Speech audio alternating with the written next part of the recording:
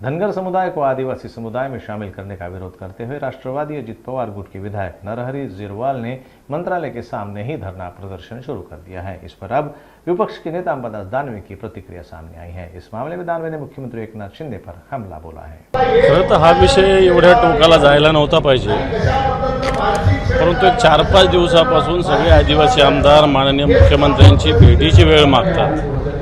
मुख्यमंत्री फार दुसऱ्यांना नाव ठेवतात, कोणी एफबीओन बोलतो, कोणी काय, पण या राज्याचे